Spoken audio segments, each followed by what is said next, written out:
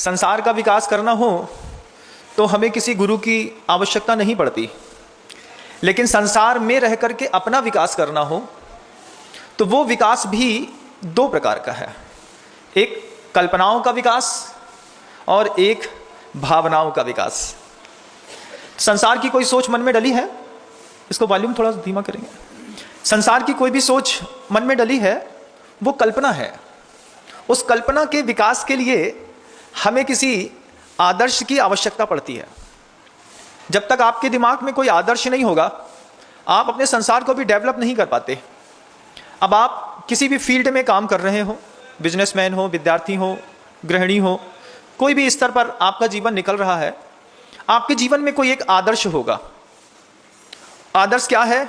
आदर्श इतनी ऊंची वस्तु है कि वहां तक हम पहुंच तो नहीं पाएंगे, लेकिन मन बार बार कहेगा पहुंचना तो वही है। मान लीजिए धन का लाभार्थी है, कोई धन चाहता है, तो आजकल हर आदमी अडानी बनने की सोचता है कि धन चाहिए तो कितना। आदर्श क्या बनाया है आपने?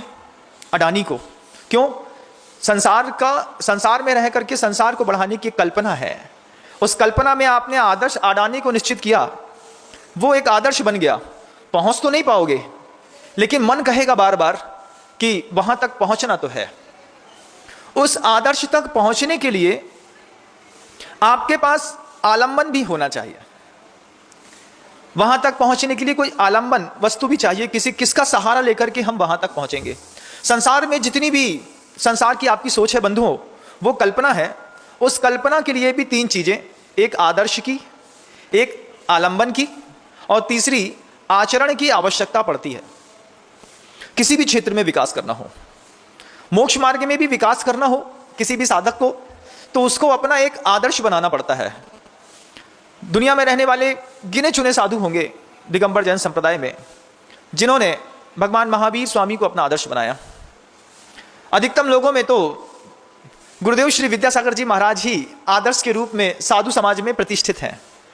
क्या उनके जैसा बनना है, उनको पाना है। आदर्श ऊंचा है, आप पा तो नहीं पाएंगे, लेकिन आप आलंबन के साथ रहने का प्रयास करें। आलंबन क्या? आलंबन वह वस्तु जो आपके हाथ में है, आपके साथ में है। संसार का मार्ग तय करना हो तो भी आपको कुछ ना कुछ आलंबन तो हाथ में होगा, और मोक्ष मार्ग में या फिर धार्मिक क्षेत्र में आपको विकास करना हो, उसमें भी आलंबन काम करता है। कुछ ना कुछ आलंबन तो है। आप धार्मिक क्षेत्रों के अपने उस आलंबन के ऊपर एक बार दृष्टिपात करके देखिए। मान लीजिए आपके धार्मिक वातावरण में आपका उच्चतम आदर्श गुरुदेव श्री विद्यासागर जी महाराज हैं। आपने सोचा है कि कभी उनके साथ रहने का, उठने का, बैठने का, बात करने का मौका मिले? ऐसा सोच मान लीजिए आपके मन के अंदर बनी है, तो उसके लिए आपके हाथ में आलंबन क्या है? आलंबन है आपके नगर में विराजमान वे सदगुरु जिनका सहारा लेकर के आप अपने आदर्श तक पहुंच सकते हैं। कोई मुनि महाराज हैं, कोई आर्यिका है, कोई श्रावक है, छुल्लक है, छुल्लिका है, जो गुरुदेव से दीक्षित हैं, या फिर कोई अन्य भी मुनि महाराज हैं जो आपके नगर में प्रवासरत हैं, उनका सहारा लिया। ये क्या है? आलंबन। और सिर्फ एक आलंबन नहीं है बंधुओं, और भी बहुत कुछ है। आपके पास व्रत भी हो सकते हैं, आपके पास देवशास्त्र गुरु भी हो सकते हैं। धार्मिक क्षेत्रों में आगे बढ़ने के लिए जप, तप, संयम, माला, पूजा, वैयावृत्ति, क्या कुछ नहीं है आलंबन में।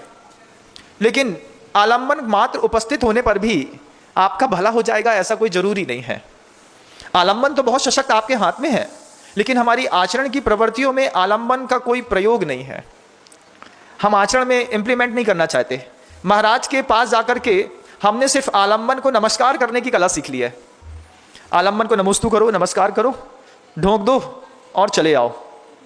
तो ढोंक देने से आलंबन आदर्श तक नहीं पहुंचा सकता। तदनुरूप आचरण भी आवश्यक होता है। संसार में या फिर धर्म के क्षेत्र में, दोनों क्षेत्र में विकास करना हो, आदर्श की, आलंबन की और आचरण की, तीनों की बहुत महती भूमिका है। सबसे पहले आप जहां भी हैं अपना पहले एक बहुत उच्चतम स्तर का आदर्श निश्चित कर लीजिए अपने मस्तिष्क पे। उस आदर्श को स्थापित करने के बाद आप उस आदर्श के प्रति अपने आलंबन के साधनों को एक बार टटोल लीजिए कि उस आदर्श को प्राप्त करने के लिए जिन आलंबन का मैं सहारा ले रहा हूं, इस आलंबन के माध्यम से क्या मैं उस आदर्श तक पहुंच पाऊंगा? आपको लगेगा कि आलंबन आपके हाथ में आने के बाद भी आप वहां तक पहुंच नहीं पाएंगे। आचार्यों से पूछा क्यों? क्योंकि जानाति धर्मः न च मे प्रवृत्ति, जानाति धर्मः न च मे निर्वृत्ति।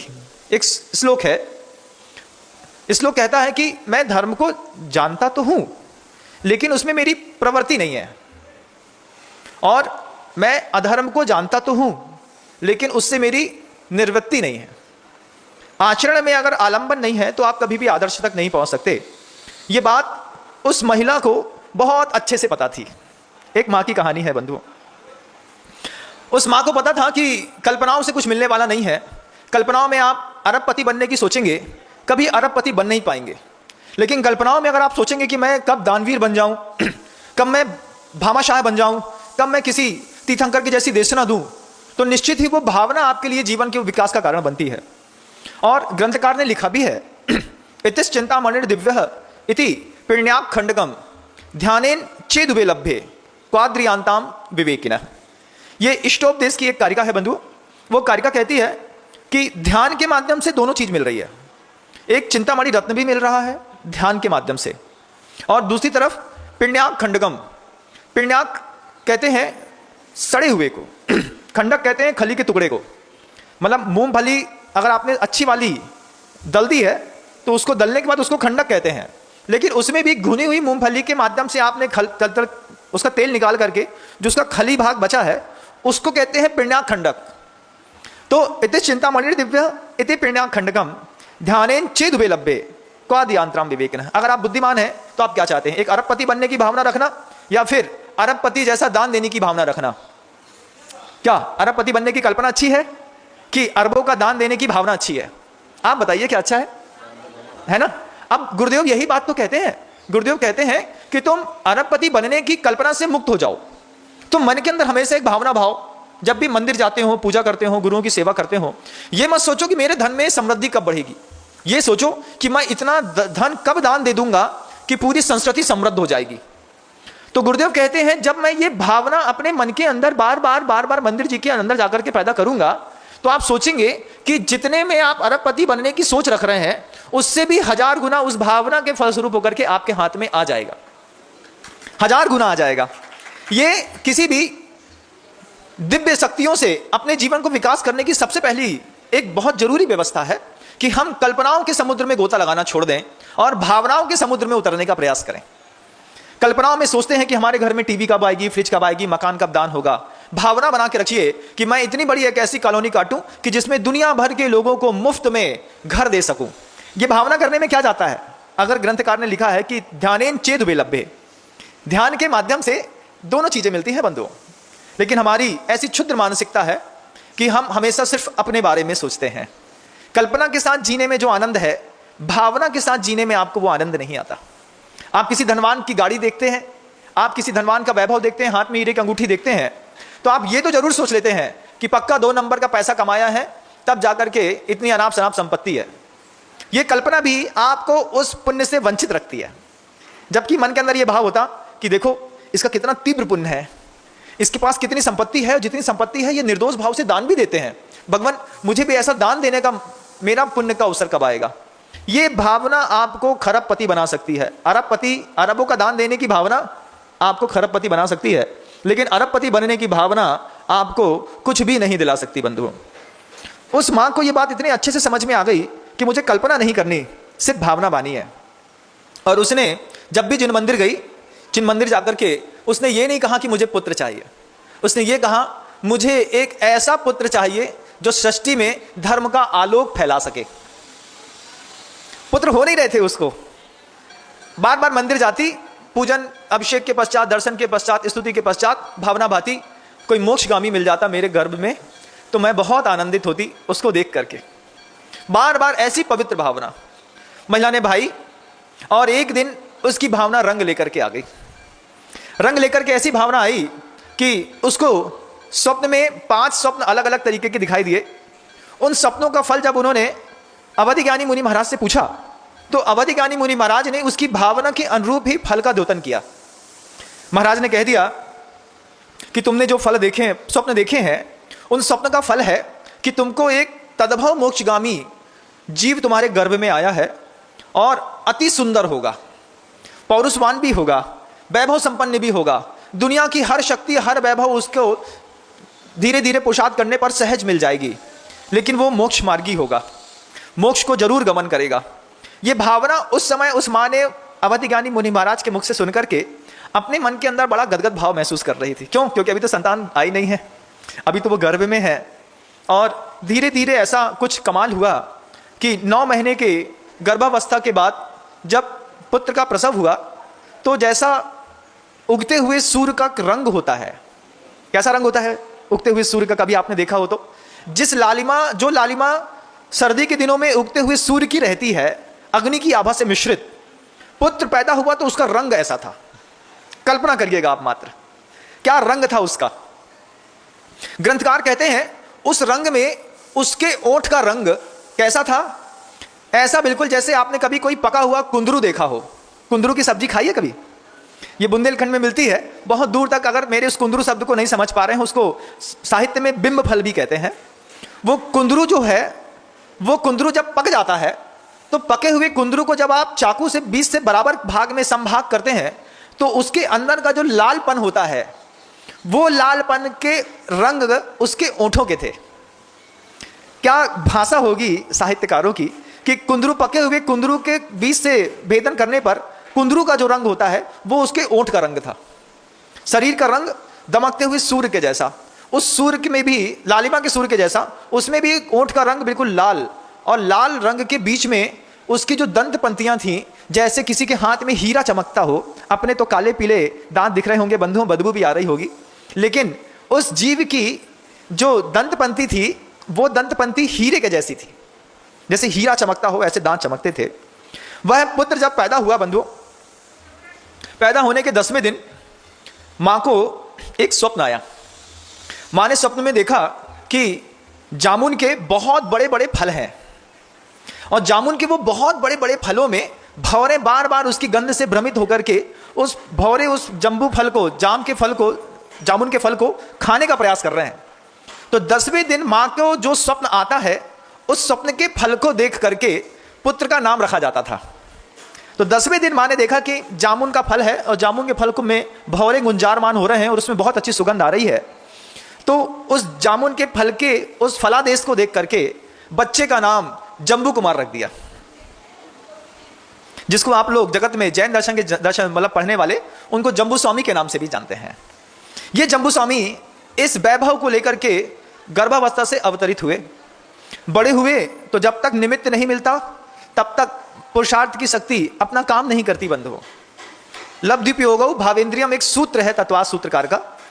तत्वास सूत्रकार कहते हैं कि अंदर शक्ति के रूप में बहुत सारी लब्धियां पड़ी हुई हैं, अनंत शक्ति है आत्मा के अंदर। उस आत्मा की अनंत शक्ति के अंदर होने के बावजूद उपयोग की दशा हमारी जहां तक जाती है, हम सिर्फ उतनी ही शक्तियों का प्रयोग कर पाते हैं जितना हमें पता होता है या हमें बताया जाता है। उतनी शक्तियों का प्रयोग करने की कला हमको आती है। कोई हमारी अनंत शक्ति हमें बता दे तो फिर हम अपनी अनंत शक्तियों का प्रयोग करें।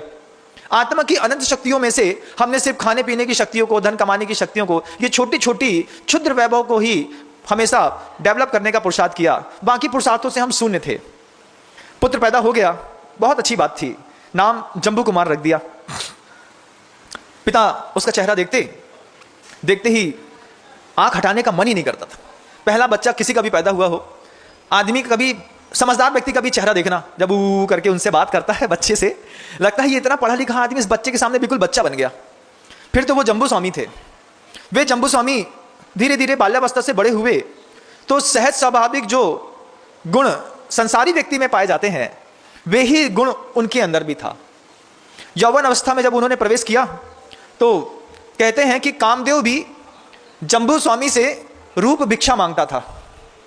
मतलब कामदेव के ऊपर भी इतना अच्छा रूप नहीं था जितना सुंदर और युवावस्था उन जम्बू स्वामी की थी कि कामदेव भी कहता था कि मुझे रूप की भिक्षा इससे चाहिए, ये मुझे पल्लवित कर दे तब मेरा कामदेव बना सार्थक होगा। इतने सुंदर जम्बू स्वामी, क्या क्या सुंदरता होगी। आप कभी कल्पना करिए कि उगते हुए सूर्य की रोशनी जैसा जिनके शरीर की चमचमाती देह हो, हीरे जैसे दांत हो, ओंठ बिल्कुल कुंदरू के फल पके हुए फल के जैसे हो, बिल्कुल जैसे चिकनी शरीर सांप का होता है ठीक ऐसे चिक्कन बिल्कुल बाल हो, बिल्कुल काले और घने, पैरों का नाखून इतना चमचमाता हो कि कोई उसमें अपना चेहरा भी देख लेता हो। ऐसे जम्बू स्वामी जब पैदा ही नहीं हुए थे, उसके पहले उनके पिता के साथ 4 मित्र और थे। ऐसे 5 लोगों की दोस्ती थी। बोलिए 5 जब भी जाते ये 5 ही जाते, साथ में रहते। तो पिता के 4 मित्रों ने आपस में बैठ करके एक संकल्प कर लिया कि अगर तुम्हारा पुत्र हुआ तो, और हमारी पुत्रियां हुई तो, हम अपनी पुत्री का विवाह तुम्हारे पुत्र के साथ करेंगे। अभी संतान पैदा नहीं हुई, लेकिन संतानों को वाग्दान दे दिया, वचन दे दिया कि हमारी कन्या का विवाह, अगर हमारे यहाँ कन्या हुई है, तुम्हारा लड़का हुआ तो निश्चित तुम्हारे पुत्र के साथ ही हम अपनी पुत्री का विवाह करेंगे। ऐसा 4 मित्रों ने जम्बू स्वामी के पिताजी से यह कमिटमेंट कर दिया, वाग्दान दे दिया। और ऐसा सौभाग्य रहा कि चारों मित्रों को एक एक कन्या पैदा हुई। चारों की कन्याएं पैदा हुई तो चारों के माता पिता को यह बात पता थी कि मेरी ये कन्या है, इस कन्या का विवाह आगे चल करके जम्बू स्वामी से होगा। तो जम्बू स्वामी के बगल में मेरी पुत्री खड़ी हो सके, इसके लिए पिता ने माता ने मिलकर के उस कन्या रत्न को इतना सुसंस्कारित किया, हर चीज की विद्या दी।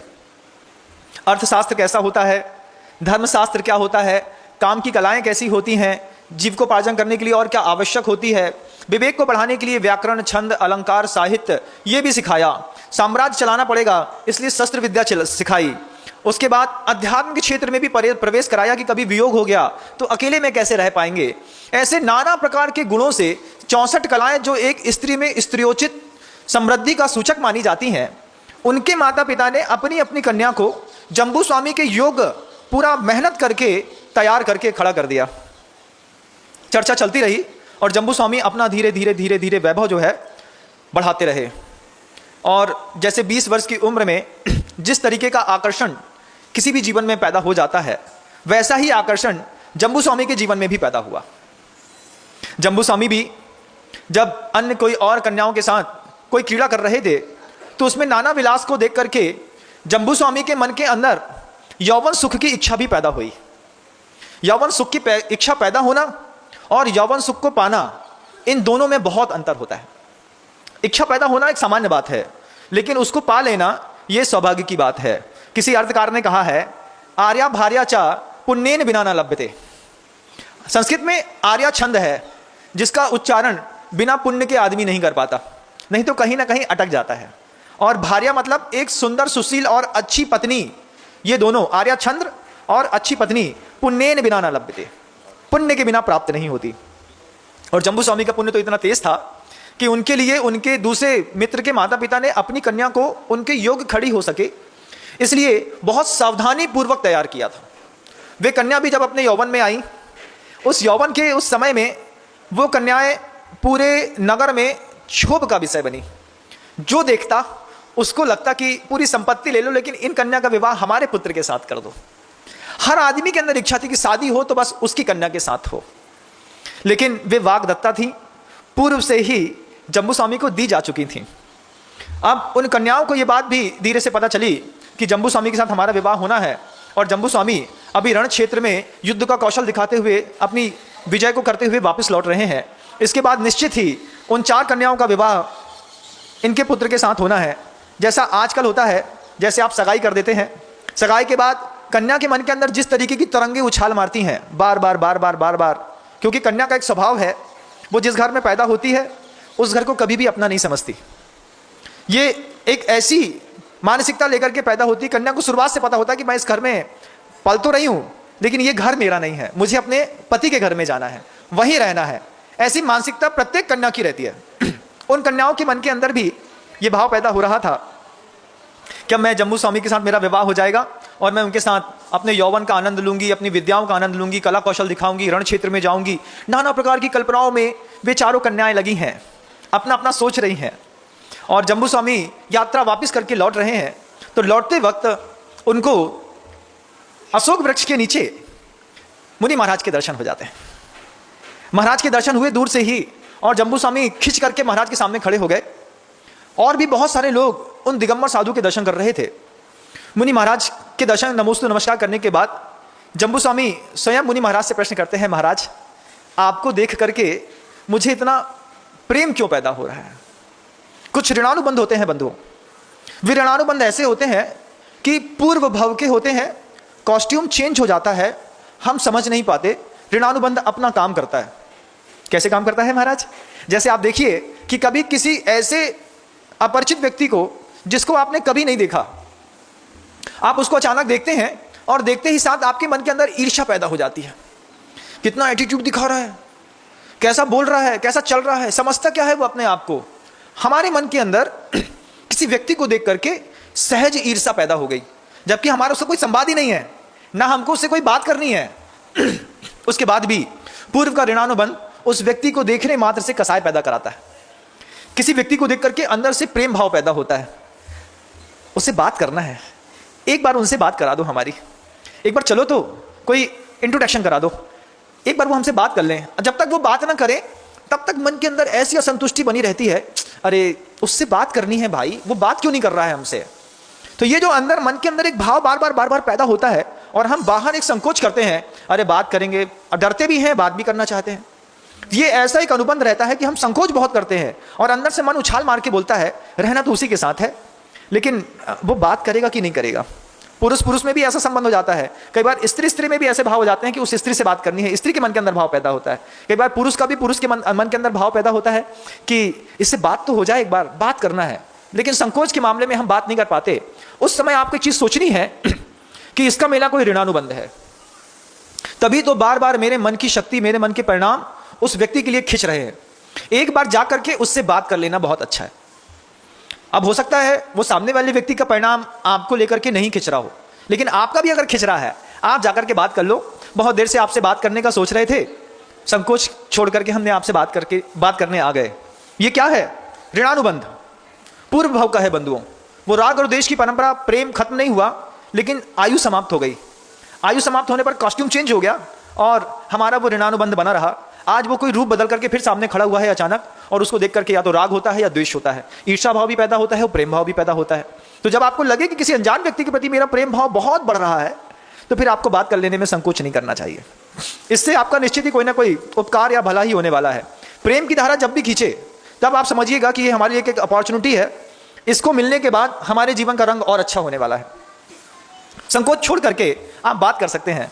जम्बू स्वामी ने पहली बार में ही उन मुनि महाराज से पूछ लिया कि आपको देख करके मेरे मन के अंदर बहुत ज़्यादा प्रेम क्यों मर रहा है, क्योंकि मैंने आपका पहली बार दर्शन किया है और पहली बार में ऐसा लग रहा है कि मैं आपका ही हूं और मुझे आपके साथ ही रहना है। वे अवधिज्ञानी मुनि महाराज भी जम्बू स्वामी को धीरे से बता देते हैं कि पूर्व भव में तुम मेरे छोटे भाई थे, वो पूर्व भव का कोई ऋणानुबंध है, इसलिए तुम्हें मेरे ऊपर प्रेम आ रहा है। जैसे ही जम्बू स्वामी ने सुना कि कोई मुनि महाराज पूर्व भव में मेरे बड़े भाई थे, तो उन्हीं अवधिज्ञानी मुनि महाराज से वो अपना भविष्य जानना चाहता है। जब आपने हमारा बैग बता दिया है तो फिर आप हमारा भविष्य और बता दीजिए। और जैसे ही उन मुनि महाराज ने जम्बू स्वामी को उनके भविष्य से अवगत कराने की प्रयास की और सोई हुई चेतना जागृत हो गई। वे जम्बू स्वामी जो अभी तक मुनि महाराज का निमित्त नहीं मिल रहा था, तो अपने उपादान को यत्र तत्र अव्यवस्थित रूप से भटका रहे थे। कभी किसी कन्या के राग में रंग रहे थे, कभी दिग्विजय की यात्रा कर रहे थे, कभी कुछ कर रहे थे। एक बार जीवन में एक साधु की संगति मिली और पूरी की पूरी शक्ति का प्रवाह सिर्फ एक तरफ बढ़ा, जिसका नाम है वैराग्य। शुरुआत में मैंने आपसे कहा था, किसी भी क्षेत्र में विकास करना हो, आदर्श की, आलंबन की और आचरण की, इन तीन की महती भूमिका रहती है जीवन में, भावनाओं के विकास में भी और कल्पनाओं के विकास में भी।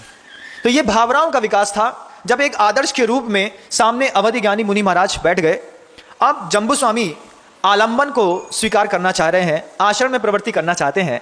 आलंबन में उन्होंने वैराग्य का सहारा लिया और जो विजय यात्रा करके वापस लौट रहे थे, वापस लौटते लौटते वैराग्य ने मन के अंदर ऐसा रंग रंगा कि जाकर के माँ से सीधा सीधा कह दिया, मुझे मुनि दीक्षा लेनी है, अपना कल्याण करना है, आप सोच लीजिए, मुझे जाना है यहाँ से।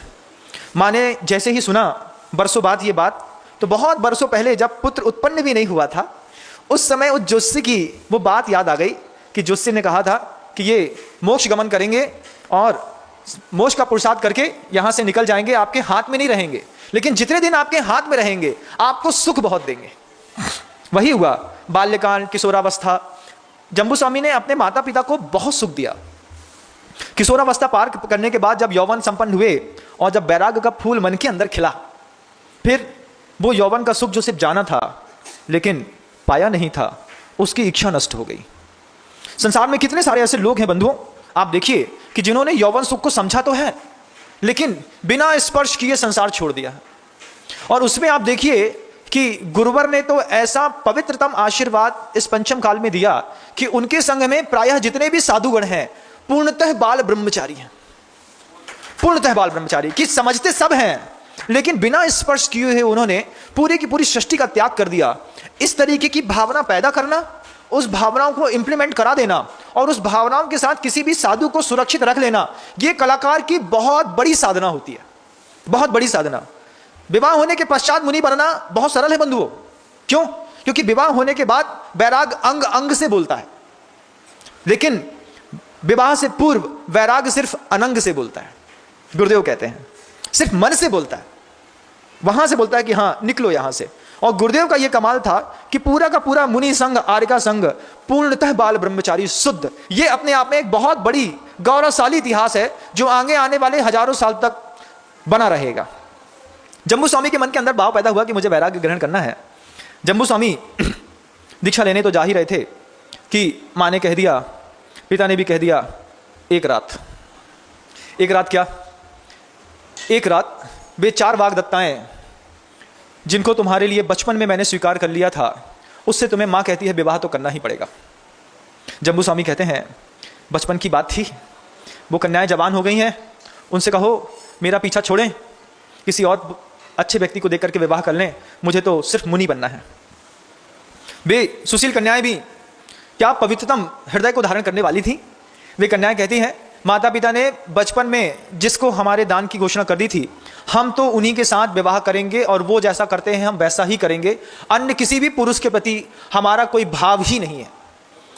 जबकि उस कन्याओं ने जम्बू स्वामी को भी देखा भी नहीं है, जानते भी नहीं है कि जम्बू स्वामी कौन है, कहाँ है, क्या करते हैं। उन चारों के चारों कन्याओं के पिता ने कहा कि पुत्री अगर तुम चाहो तो किसी और से विवाह कर सकती हो। चारों की चारों पुत्रियों ने कह दिया जिस संस्कार से मुझे बड़ा किया गया है, जिस साधनों से मुझे पाला और संवर्धित किया गया है, वे संस्कार सिर्फ एक बात कहते हैं कि माता पिता की प्रत्येक आज्ञा का कर्तव्य करना एक सुशील कन्या का कर्तव्य है। आपने जिसको दान दे दिया है, जिसके लिए मुझे कन्यादान की घोषणा कर दी है, वो ही हमारे पति हैं, इसके अलावा कोई भी हमारा पति नहीं है। ऐसी घोषणा और ऐसी संवाद आप उनके माता पिता के कान तक पहुंचा दीजिए। जम्बू स्वामी के माता पिता के कान तक ये बात पहुंची और जैसे ही उनके कान में बात पहुंची कि वे तो जम्बू स्वामी को ही विवाह करेंगी, तो माँ ने जम्बू स्वामी से कहा कि तुम दीक्षा लेने तो जा रहे हो, लेकिन दीक्षा लेने से एक दिन और मात्र रुक जाओ, पहले उनसे विवाह करो, उनके साथ एक रात रहो, फिर चले जाना। जम्बू स्वामी माथा ठोकते, बोलते माँ क्या हो रहा है, क्या करूंगा मैं उनसे विवाह करके, उनके जीवन को क्यों मैं अंधकार में डालूं। उनसे बोलो यौवन संपन्न है, विज्ञान संपन्न है, धन संपन्न है, किसी भी पुरुष का परिणय करके चली जाए, मुझे कोई आपत्ति नहीं है। माँ कहती है चारों की चारों कन्याओं ने संकल्प ले लिया है, विवाह तो तुम्हारे साथ ही करेंगे। जम्बू स्वामी कहता है मैं मात्र आपके लिए एक रात्रि मात्र रुक सकता हूं, सुबह तो मुझे दीक्षा लेनी ही है। इतने में जब ये संवाद उन कन्याओं तक पहुंचाया, कन्या एक रात के लिए उसको अपना पति स्वीकार करके विवाह करने के लिए तैयार हो गई।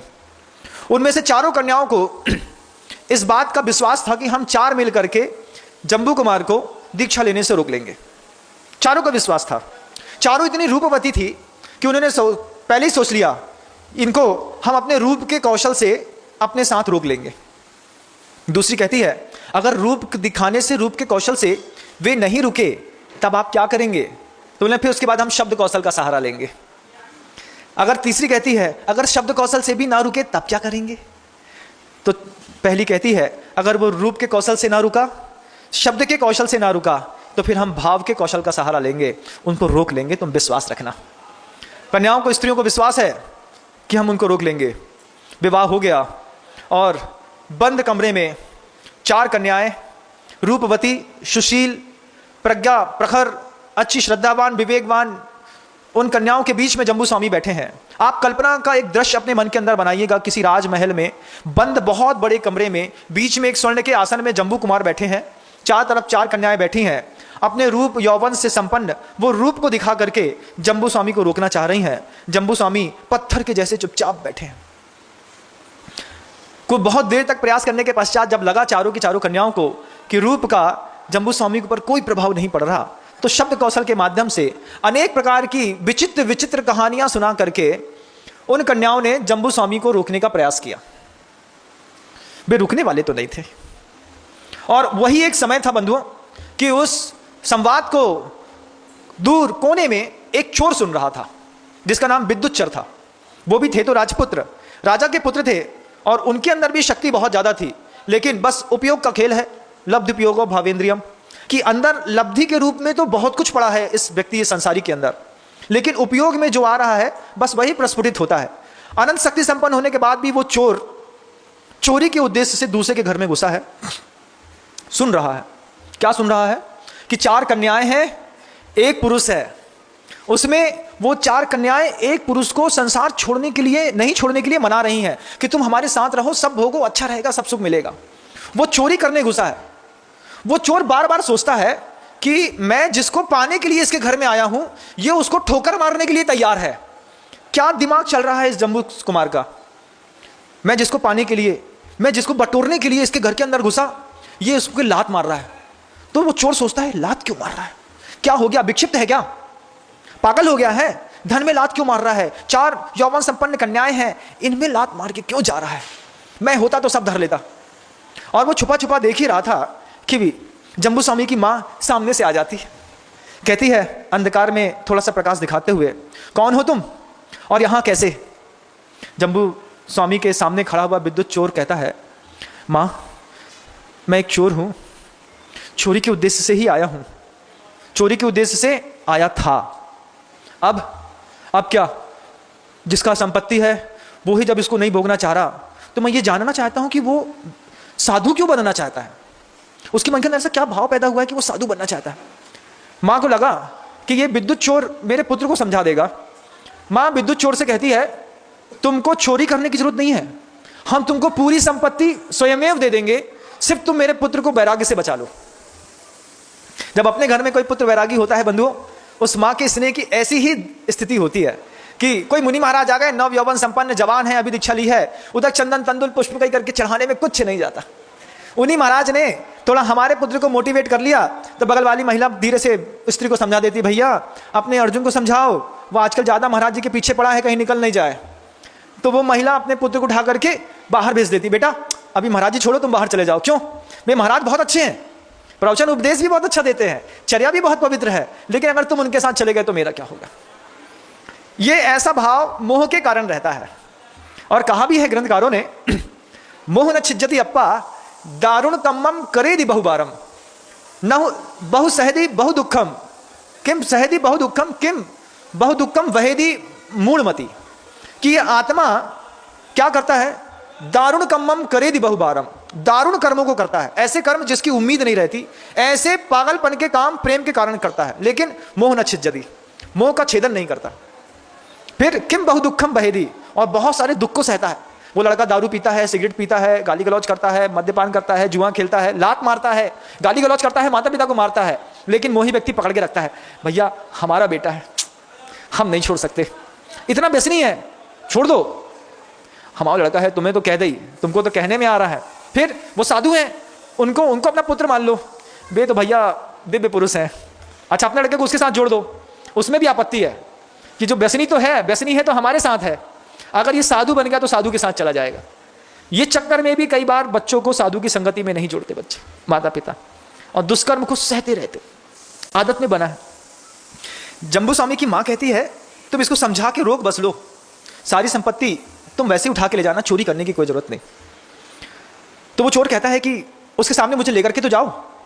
तो मां सबसे पहले अपने पति के कपड़े उस चोर को पहनाती है, बड़े बड़े कुंडल पहनाती है, उसके बाल खोलती है, लंबा करती है, अच्छे हीरे की अंगूठियां पहनाती है, और खुद उस चोर को अपने पुत्र के सामने ले जाकर के खड़ा करती है, कहती है, बेटा जब तुम पैदा नहीं हुए थे उस पहले ये तुम्हारे मामा हैं, ये दूर विदेश यात्रा में चले गए थे, आज जब तुम्हारे वैराग्य का दिवस आया है तब ये आए हैं, तो मामा से संवाद कर लो। चोर को मामा बना करके स्त्री ने सामने खड़ा कर दिया। मामा भांजे का संवाद खूब देर तक चला, खूब देर तक मामा ने भांजे को, भांजे ने मामा को समझाया, आखिरकार मामा हार गया, भांजे के बैराग को कोई नहीं डिगा पाया।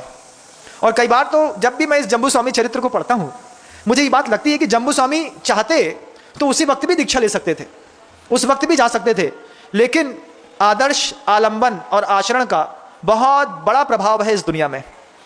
जम्बू स्वामी ने मन के अंदर सोचा होगा कि जिन्होंने मुझको इतना आलंबन देकर के पाला है, उनको मैं अपने वैराग्य का आलंबन देकर के इस संसार से निकाल देता हूं।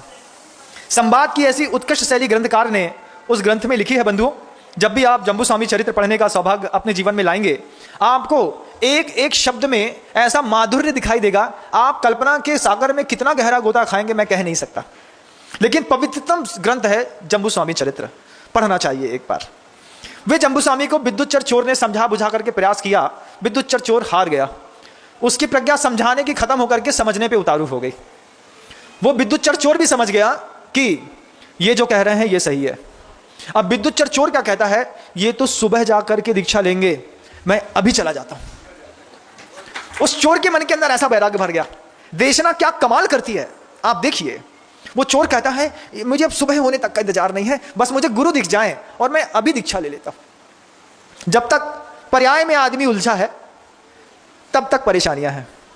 जिस दिन आदमी को अपनी सत्ता का, अपने द्रव्य का भान हो जाता है, जिस दिन आत्मा में नजर चली जाती है बंधुओं, पर्याय सब गौण हो जाती हैं। आसक्ति हमेशा जब भी मची है, इस संसारी व्यक्ति को नई चीज की मची है। मानव का, मनुष्य का स्वभाव है, आप देखिएगा, नई शर्ट लाते हैं, नई शर्ट के प्रति आसक्ति ज्यादा रहती है और उपयोग कम रहता है। कोई भी नया पदार्थ ले आइए, घर के अंदर पुराना फ्रिज था, आप एक नया फ्रिज ले आए। अब नया फ्रिज लाने के बाद आप नए फ्रिज का भोग नहीं करते, अभी रखा रहने दो, क्यों, अभी पुराना चल रहा है, नहीं उसमें से स्मेल आ रही है, उसका टेम्परेचर ऑटोमेटिकली लो हाई हो जाता है, अभी चलाओ उसको, भैया नया आ गया है तो भोग लो। नहीं, नए के प्रति आसक्ति इतनी रहती है, उसको सहेजने में, समेटने में हमारा दिन लगा रहता है। नया ग्लास आ जाए, नई कांच आ जाए, नई गाड़ी आ जाए, मालिक उतर करके अपनी गाड़ी पोंछने में लगा रहता है, भैया नौकर पोंछ देगा, अभी नहीं आई है, एक दो दिन तो पोंछ लेने दो, अच्छा लगता है, चलाने में भी बहुत अच्छा, कंफर्टेबल, क्यों, कीचड़ के ऊपर से लेके मत जाना, नीचे की बॉडी खराब हो जाएगी। कितना दिमाग चलता है, क्यों, पर्याय दिखती है, पर्याय दिखती है, नई नई पर्याय दिखती है, तो नई पर्याय में आसक्ति तो दिखती है, लेकिन नए पर्याय के उपभोग करने के परिणाम नहीं होते। लेकिन जिसको द्रव्य दिखाई देता है इस संसार में, उत्पाद व्यय ध्रुव युक्तम सच, जिसको सूत्र जिसके दिमाग में बैठा हुआ है, उसको पर्याय में मोहित नहीं होता। ग्रंथकार ने कहा है पज्जे मूढ़ा ही पर समय, कि पर्याय में मूल होकर के जो गाफिल होकर के नाना प्रकार के विचित्र रंग अपनी दुनिया में रंगते हैं, वे सब पर समय हैं। उन पर समयों को कभी भी निर्वाण नहीं मिलता। जम्बू स्वामी ने कितनी पर्याय गुजार दी होंगी पर्याय की आसक्ति के कारण। इस बार मुनिराज की देशना से अपनी चेतना का, अपने उस आत्मद्रव्य का भान हुआ उन जम्बू स्वामी को। उस जम्बू स्वामी के निमित्त से, एक निमित्त से आलम्बन क्या कमाल करता है। उस आलम्बन का आलम्बन लेकर के विद्युच्चर चोर के अंदर भी चेतना जग गई। वो पर्याय में परेशान था, अब पर्याय की परेशानी छोड़ करके उस चेतना और आत्मा को देखता है। आत्मा को देखने वाले शरीर की रांगा, लीपापोती, इसको संभालने में ज्यादा उपयोग लेकर के नहीं जाते। क्यों लेकर के नहीं जा रहे, क्यों, तुमको पर्याय दिख रही है, मुझे द्रव्य दिखाई दे रहा है। पर्याय देखने वाला आसक्त होता है, तो जितने भी बहिर लोग हैं, आपकी नजर कहां जाती है बंधु, आत्मा में कभी नजर गई क्या, कभी गई तो बताना। एक बार लगा हो अंदर कि मैं वो द्रव्य हूं, कि मुझे इस पर्याय का मोह किए बिना इस पर्याय का उपयोग करना है, इसमें आसक्ति नहीं करनी। ऐसा हुआ नहीं अभी तक, अगर घटित हो गया होता तो नीचे नहीं बैठे होते। तो इस पर्याय को देख करके इसमें आसक्ति का भाव तो बहुत होता है, उपयोग का भाव नहीं होता। और जैसे ही उपयोग की धारा आती है, तुरंत आप अपने आप को बचाने का प्रयास करते हैं। एक बार का बहुत अच्छा प्रसंग मुझे याद आता है पूज्य गुरुवर का। गुरुवर मई की गर्मी में तीव्रतम विहार कर रहे थे। आपने देखा होगा कि गुरुदेव के सामने यहां पर बाल नहीं है, सूर्य बिल्कुल सामने से पड़ रहा था, तो सिर का यह पूरा भाग बिल्कुल तप्त हो गया, अच्छा तेज गरम। पीछे जितना भी शिष्य समुदाय था, उस शिष्य समुदाय के पीछे लोगों ने छाता लगा दिया। इतनी तेज गर्मी में छाता के नीचे चलो कोई दिक्कत नहीं है, एक छोटा सा पतला सा कपड़ा ऊपर लग गया, इतने में सिर तो गर्म नहीं होगा, टेम्पर तो नहीं भरेगा। गुरुदेव को छाता लगाया तो उन्हें हटवा दिया। गुरुदेव से पूछा कि एक छाता लगाने से क्या जाता है, बोले छाता किसको लगा रहे हो। आचार्य जी पूछते हैं, बोले इस सिर में इतनी तेज गर्मी पड़ रही है, सामने से पूरा शरीर डल हो जाएगा, ढल जाएगा। बोलेंगे बस यही तो दिक्कत है कि तुमको पर्याय दिखती है और मुझे द्रव्य दिखता है। जब मुझे द्रव्य दिखता है तो मुझे लगता है कि मैं इस पर्याय का भरपूर उपयोग कर लूं, जितना कर सकता हूं कर लूं, और उनने किया भी है। उपयोग करने के लिए इस पर्याय का उपयोग हो जाए। द्रव्य तो शाश्वत है, सत्ता सब पयत्ता, चत्ता उभिहिम बहित मज्जतम। ये जो सूत्र उन्होंने अपने मस्तिष्क में बैठा के रखे हैं कि मुझे सिर्फ अपनी उस चेतना का, अपनी उस आत्मा का प्रयोग करना है, इस पर्याय के पीछे ज्यादा परेशान नहीं होना है। पसीना बह रहा है, काली पड़ गई है, लाल पड़ गई है, बूढ़ी हो गई है, ये तो रंग है, गिरगिट के जैसे ये शरीर रोज एक रंग बदलता है। कब तक इसको संभाल के रखोगे और कैसे संभाल पाओगे ये बताओगे। रोज जब बदलने वाली है, जब उसकी प्रत्येक समय में उसके आविची मरण हो रहा है, प्रत्येक समय पर्याय में परिवर्तन हो रहा है, बचाने की कोशिश करोगे भी तो बचेगी कैसे? नहीं बचेगी तो फिर क्या करना महाराज? बस पर्याय का मोह छोड़ करके द्रव्य के ऊपर अपना उपयोग स्थिर करना, इसका नाम अध्यात्म है बंधुओं। जिसके साथ रह रहे हो उसको साथी समझो, आपा मत समझो। जम्बू स्वामी के दिमाग में बात कितनी गहरी बैठी होगी कि सुधर्म स्वामी के उस शब्दों का आलम्बन लिया, आलम्बन लेकर के अपने मन के अंदर वैराग्य पैदा किया।